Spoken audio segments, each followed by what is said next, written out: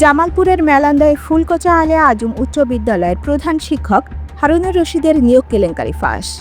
বিস্তারিত দেখুন সবুজ মাহমুদের 5 পর্বের ধারাবাহিক অনুসন্ধান প্রতিবেদনের 3য় পর্বে। জাতীয় পত্রিকা অগ্রযাত্রাতে ধারাবাহিক অনুসন্ধানী প্রতিবেদন প্রকাশের পর জামালপুরের মেলান্দাহ উপজেলার ফুলকোচা আলিয়া আজম উচ্চ বিদ্যালয়ের প্রধান শিক্ষক হারুনুর রশিদের বিরুদ্ধে ভয়াবহ জালিয়াতি ও ক্ষমতার অপব্যবহারের চিত্র সামনে এসেছে।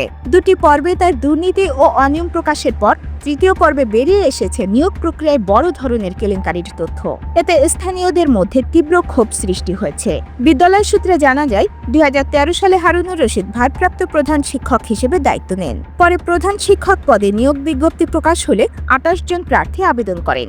বেসরকারি শিক্ষক নীতিমালা অনুযায়ী সিনিয়রের ভিত্তিতে 4 জন শিক্ষক মোহাম্মদ নজরুল ইসলাম বিএসসি, মোহাম্মদ ইসমাইল হোসেন, মোহাম্মদ আইনুল হক জিয়াউল হকের মধ্য থেকে কাউকে ভারপ্রাপ্ত প্রধান শিক্ষক করার নিয়ম থাকলেও হারুনুর রশিদ তা অমান্য করেন। তিনি একক সিদ্ধান্তে নন এমপিও শিক্ষক মাহমুদুল হাসান মোহাব্বতকে দায়িত্ব দেন, যা সম্পূর্ণ নীতিমালা পরিপন্থী। সে অত্যন্ত গোপনে চাতুরিতার সাথে 4 জন সিনিয়র শিক্ষককে বাদ দিয়ে নন এমপি একজন শিক্ষককে দিয়ে রাতের অন্ধকারে রেজুলেশন পাশ করে তাকে কোনো চার্জ বুঝিয়ে না দিয়েই শুধু স্বাক্ষর নিয়ে গোপনীয়তার সাথে সে নিয়োগ গ্রহণ করে। সিনিয়র শিক্ষক এমপিভুক্ত থাকার পরেও নন এমপিও শিক্ষক মাহমুদুল হাসান মোহাব্বতকে এমপিও লোভ দেখিয়ে তাকে ভারপ্রাপ্ত প্রধান শিক্ষক বানিয়ে বাংলাদেশ বেসরকারি মাধ্যমিক শিক্ষা নীতিমালা পরিপন্থীভাবে সিনিয়রিটিকে অবজ্ঞা করে শুধুমাত্র নিজের স্বার্থে মাহমুদুল হাসান মোহাব্বতকে ভারপ্রাপ্ত প্রধান শিক্ষক করে অবৈধভাবে সে নিয়োগ গ্রহণ করে। এর আগেও হারুনুর রশিদ ছিলেন মামলা ঠুকে দেওয়ার জন্য কুখ্যাত।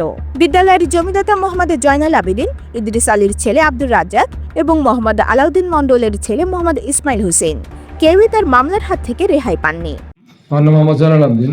আমি আলিয়া আজম স্কুলের জমিদাতা। জমি 96 সালে এই জমি টাকা দেওয়ার কথা ছিল, টাকা দেয় নাই। তারপরে আমার জমি কলা ছাড়া অনেক জোর দখল করে চেষ্টা করছে, ভরাট করছে। পরে আমি সারাই নিয়েছিলাম। এরপরে ওই আলিয়া আজম স্কুলের হেডমাস্টার অনেক দুর্নীতি, তার জন্য 5 তারিখের পরে স্কুলের ছাত্রীরা ওর বিরুদ্ধে আন্দোলন করতেছে। আমি যাওয়ার পথে দিয়ে গেছি, জামালপুর গেছি। জামালপুর থেকে আমাদের এলাকা 15 কিলোমিটার ফাঁকে। ইউনিয়ন আওয়ামী লীগের সহসভাপতির পদ থেকে ক্ষমতার দাপটে মামলার জাল বিস্তার করেছেন তিনি। বিশেষ করে 2024 সালের 5ই আগস্ট আওয়ামী লীগের পতনের পর ছাত্রদল নেতা বাবুল হাসান বাবলুকেও মামলায় ফাঁসান তিনি। আমি ইউনিয়ন ছাত্রদলের সহসভাপতি। মানকি থেকে আমি হারজাবাড়ি রোডে যাচ্ছি। যাওয়ার পথে দেখি হারুন মাস্টারের ব্যানার নিয়ে ওই স্কুলের ছাত্রছাত্রীরা তারা সমাবেশ করতেছে, সম্মেলন করতেছে আর কি। আমি ওই জায়গায় মুড়ে দাঁড়ায় আসছি।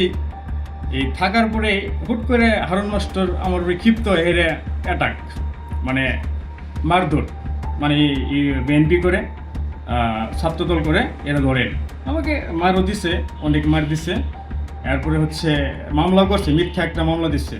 স্থানীয়রা জানান, একের পর এক দুর্নীতি, নীতিমালা ভঙ্গ আর মামলার আতঙ্কে বিদ্যালয়ের পরিবেশ অশান্ত হয়ে পড়েছে। এ অবস্থায় তারা দ্রুত তদন্ত করে কার্যকর ব্যবস্থা নেওয়ার দাবি তুলেছেন। জামালপুর মাধ্যমিক শিক্ষা অফিসার শামসুল আলম বলেন, বিষয়টি আমার নজরে এসেছে, আমি বিষয়টি দেখছি। দর্শক, পরবর্তী পর্বে থাকছে আরও নতুন তথ্য নিয়ে বিস্তারিত জানতে চোখ রাখুন অগ্রযাত্রায়।